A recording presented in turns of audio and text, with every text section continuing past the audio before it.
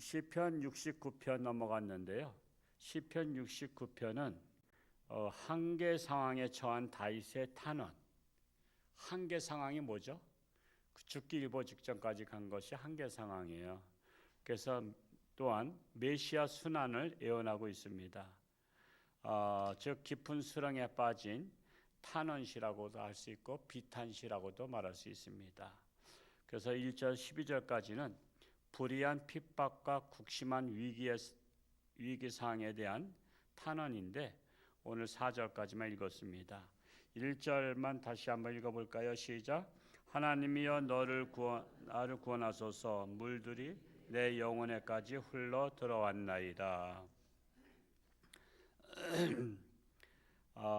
여기서 물은 다윗에게 닥친 절대적 위기 상황을 상징으로 표현하고 있습니다. 물이 좋은 것 같지만요, 되게 불난리가 무섭다래요, 물난리가 무섭다래요. 뭐 다 무섭긴 하죠. 이 불난리도 그렇고 물난리도 그렇고. 이 물난리가 나면요, 먹을 물이 없어진대요. 흙탕물이라 막 썩은 물이. 시내가 물에 잠기면 어떻게 되죠? 그 배수구에 있던 그 하수구 물들이 역류해서 집안에 다 그냥 묻습니다. 온갖 오물이 다 역류해서 들어와요. 그래서 먹을 물이 없어진다 그래요. 그래서 물난리가 엄청 적인데, 그러니까 물은 생수가 좋기도 하지만 이게 잘못했을 때는 이게 사람을 죽이는 것이 되기도 합니다. 그래서 본문은 뭘 의미하냐 하면 물이 목까지 차올라와서 숨을 쉴 수가 없을 것과 같은 매우 위급한 상황. 물이 자꾸만 차올라와서 목까지 찼어요. 어디까지 차면은 죽게 돼요? 코까지 차면 죽게 되잖아요. 그러니까 이게 찰랑찰랑 하는 거야. 그러니까 이게 죽기 일보 직전까지 왔다는 것입니다. 여기에서 말하고 있는 나를 구원하소서. 물들이 내 영혼에까지 흘러 들어왔나이다. 그래서 영혼은 내 목숨까지 들어왔나이다 라고 말하고 있는 것입니다. 우리말로 죽기 일보 직전까지 온 것입니다. 위인전을 읽어보면요, 대다수의, 다는 안 그렇지만 대다수의 위인들이 죽기 일보 직전까지 간 인물들이 많습니다. 죽기 일보 직전까지. 만델라가 어느 나라 적이죠? 아프리카 어떤 나라인데, 만델라가 남아프리카 공화국 그 35년인가 30 몇 년 동안, 30 몇 년? 7년. 제 집사람이 컴퓨터라 전화 집사람은 뭐 책을 많이 보는데 저는 기억력이 잘 없어요. 37년. 여러분 생각해보세요. 37년 감옥에 있었다는 거. 이게 3년도 힘들죠. 3년도 힘들고. 군대 생활 33개월 전에 했습니다만 지금은 18개월. 근데 그것도 지겹다 그러잖아요. 근데 37년이면요, 태어나가지고 37세가 된 거예요. 근데 그가 37년 동안 감옥살이 했다가도 나와가지고 대통령 된 거 아시죠? 대통령 될 때 나이는 몇 살인지 모르겠어. 한 80, 90? 몇 세? 72세. 하여튼 뭐 그렇게 됐다 그래요. 하여튼 그러니까 여러분, 그래도 아주 성공한 분 아니에요. 37년 동안은 그렇게 했지만 요셉보다 감옥 생활을 더 오래 했단 말이에요. 그게 위인이 그렇게 뭐 쉽게 되는 거 아닙니다. 여러분의 자녀들이 뭐 큰 꿈을 가진다 그러면요, 역경, 고난을 이길 수 있는 강한 아이로 키우지 않으면요, 항상 눈앞에 어떤 어려움이 있으면요, 다 포기해버려요. 포기해. 그래서 위인이 그렇게 나오지 않는 것입니다. 우리나라 이순신 장군이 장군 중에서는 그래도 최고라고 하잖아요.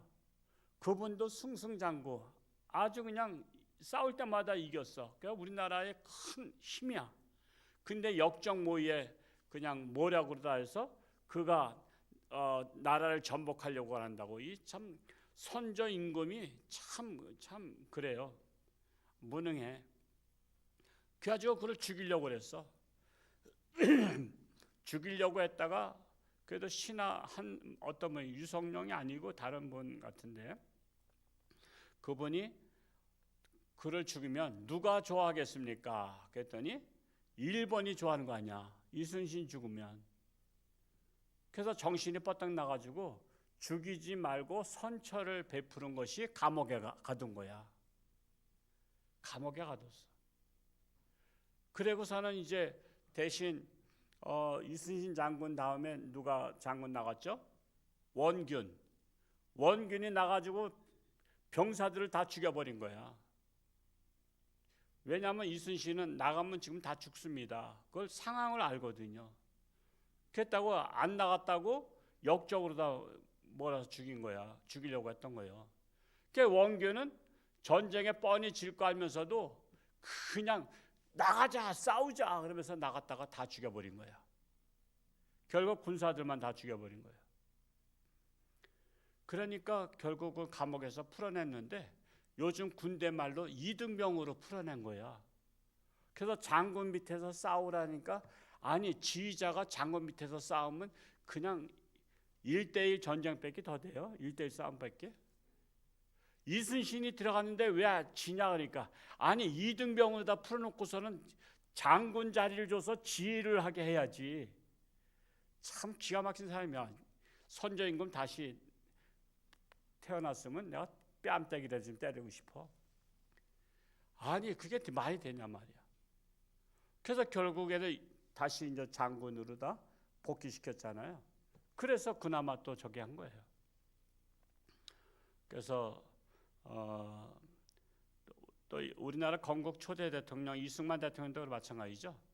이승만 대통령도 이 나라가 변하지 않고는 안 된다 해서 사실은 역적으로다 쿠데타 일으킨 거죠. 그랬다가 발각돼서 잡혀가지고 한성 감옥에 갇혔잖아요.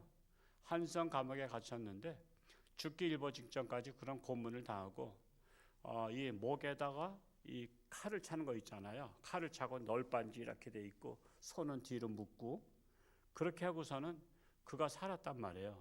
몇 년 동안. 근데 이제 양녕대군의 그 왕조군 그 조선시대 때 죽이지 않는 그게 있었어요. 그래서 양녕대군의 후손이라 그를 죽이진 않았어요. 그런데 그에게 선교사가 위문을 가서 성경책을 들어 놓아줬어요. 근데 목에다 칼을 찼지 뒤에다가 손을 뒤로 묶었지. 그래서 그 감옥에 같이 갇힌 사람들이 성경책 위에다가 이렇게 뭐 판때기를 어떻게 설치해서 성경을 펴놔줬어요.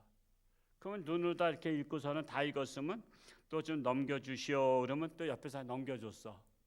그냥 감옥 동기들이 같이 여러분 생각해 보세요. 성경을 상대방이 읽을 때 넘겨주는 역할을 한참 기다렸다가 또 넘겨주고 이러면서 성경을 다 읽고 성경 읽다가 성령의 불을 받았어. 그래서 그가 우리나라를 새롭게 할 수 있는 것은 기독교 정신으로. 그래서 기독교 정신으로 한 거예요. 기독교 정신으로. 그래서 우리나라가 대한민국이 기독교 정신으로 건국했던 거예요. 저기 조선은 유교, 고려, 삼국시대는 불교로. 그 나라마다 그게 있어요. 그러니까 우리나라는 기독교 정신으로. 그래서 위대한 인물이 되려면 고난을 극복하는 능력이 있어야 된다라는 것입니다. 2절 말씀 읽어볼까요? 2절 시작. 나는 설 곳이 없는 깊은 수렁에 빠지며 깊은 물에 들어가니 큰 물이 내게 넘치나이다. 사면초가의 위기 상황을 고백하고 있는 거죠. 스스로의 힘으로는 도저히 헤어날 수 없는 절망적인 위기 상황에 처한 것을 강조하는 거야. 이럴 때 오직 희망이 뭐죠? 생사화복을 주관하시는 하나님께밖에 희망이 없다는 거예요. 세상에는 희망이 없어요. 그래서 하나님을 바라보면 길이 열리는 거예요. 하나님은 길을 여시는 분이요. 길을 여시는 분이라는 그 찬양도 있죠. 그 있어요? 길을 여시는 뭐 복음성가. 하나님은 길을 여시는 분이야. 어떻게? 이스라엘 백성들이 출애굽해서 가나안 땅 가려고 했는데 앞에는 홍해 바다야. 길이 막혔어. 뒤에는 애국 군사가 따라와. 앞으로도 못 가고 뒤로도 못 가. 그럴 때 어떻게 했어? 하나님을 바라보고 그 하나님께 길을 열어달라고. 그러니까 홍해바다가 갈라진 거야. 길을 여시는 하나님이셔요. 그래서 우리가 정말 앞이 막막하고 성벽과 같고 문이 닫혔을 때 어떻게 해요? 문을 놓고 해야 되는 거예요.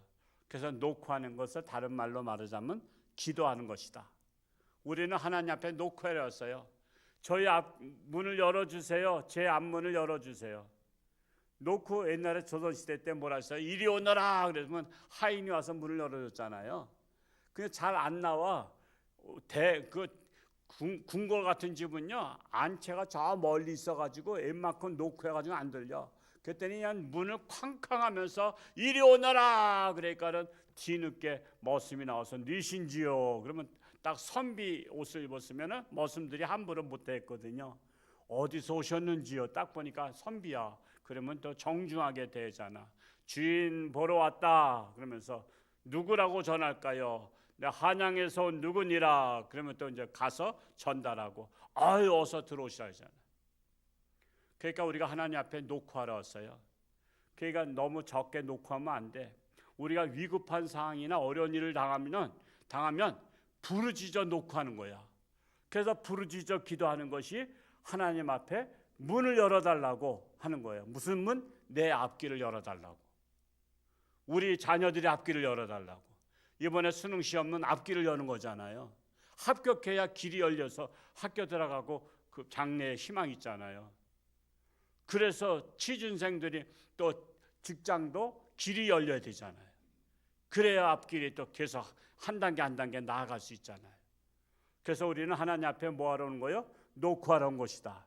이거 제가 새로 떠오른 저기예요. 놓고. 기도는 하나님 앞에 놓고 하러 오는 것이다. 그래서 노크를 하는 거예요. 쉽게 열리면 되지만 안 열리면 부르짖어 크게 그냥 나올 때까지 부르짖어 기도하는 거예요. 3절 말씀 읽어볼까요? 시작.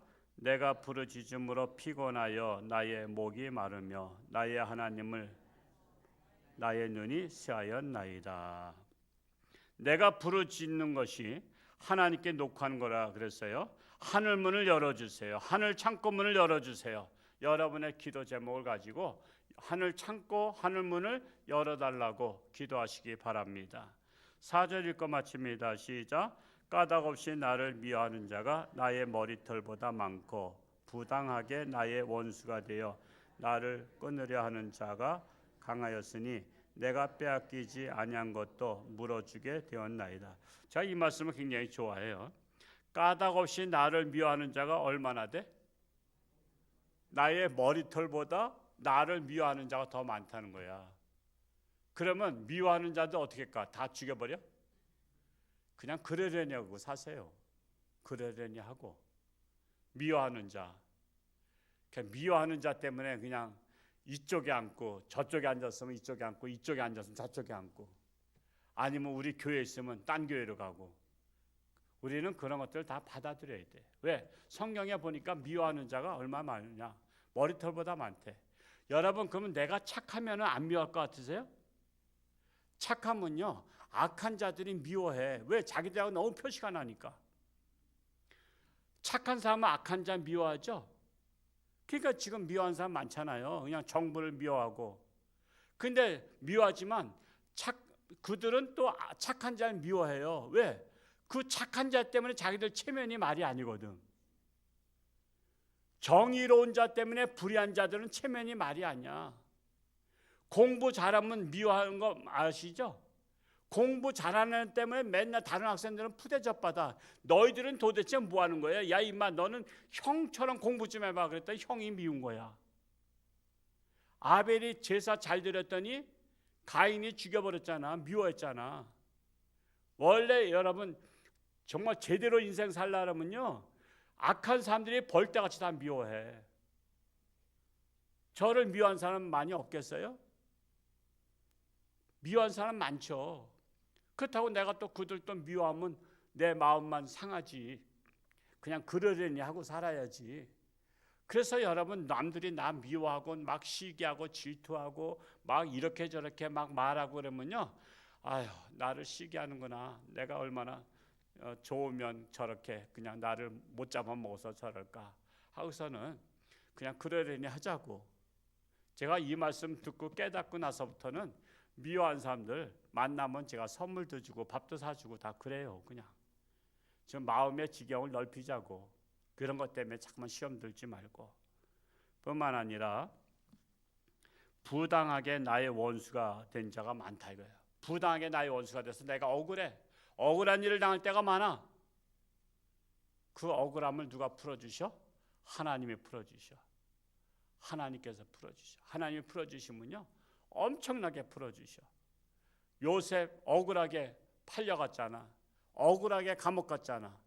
하나님께서 그를 다 그냥 수십 배, 수백 배, 수천 배로다가 풀어주신 거야.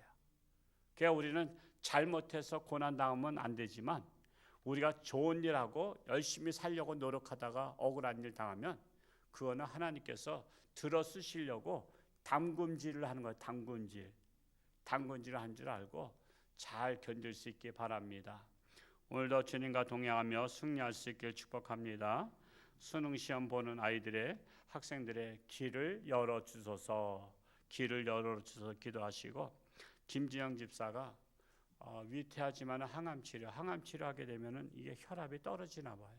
떨어지면 목숨에 위태한데 그래도 죽을 때 죽더라도 항암 치료 해달라. 그래서 지금 어제 시작을 했는데 하나님 함께 해달라고. 그 외에 많은 분들 또 위에서도 뭐 환자가 너무 많다 보니까 그래서 내년도에 우리 교회 표를 총회에서는 주의 용서하소서 뭐 한데 그냥 건강한 교회로다가 표를 잡아서 건강에 대한 프로젝트로 제가 메시지를 많이 전하려고 합니다. 기도하겠습니다. 사랑하는 아버지 하나님, 살다 보면 사면초가 죽기 일보 직전까지 갈 때가 있습니다. 그럴 때 우리가 바라볼 수 있는 것은 오직 하나님이십니다. 하늘문을 열어주소서. 우리 앞길에 막혔을 때 하나님 길을 열어주소서라고 하나님께 녹화할 수 있는 우리 모두가 되기를 원합니다. 이번에 우리 또한 수능시험 내일 모레 다가왔는데 그들의 앞길을 열어주옵소서. 하나님께 기도하는 자마다 하나님께서 그들의 앞길을 활짝 열어주옵소서. 하나님의 지혜를 더하시고 하나님을 의지하는 우리 학생들 되게 하여 주옵소서. 항암 치료받고 있는 김진영 집사, 또한 임순아 집사, 또 많은 병원에 입원해 있는 우리 장기 환자분들 하나님을 바라보기 원합니다. 하나님을 의지하고 하나님께서 그들의 앞길을 활짝 열어 주옵소서. 그리하여 이 고난을 극복하고 승리하고 하나님께 영광 돌리게 하여 주옵소서. 오늘 하루도 하나님과 동행하며 승리하는 복된 날 되게 하여 주옵소서. 감사드리며 예수님의 이름으로 축복하며 기도하옵나이다. 아멘.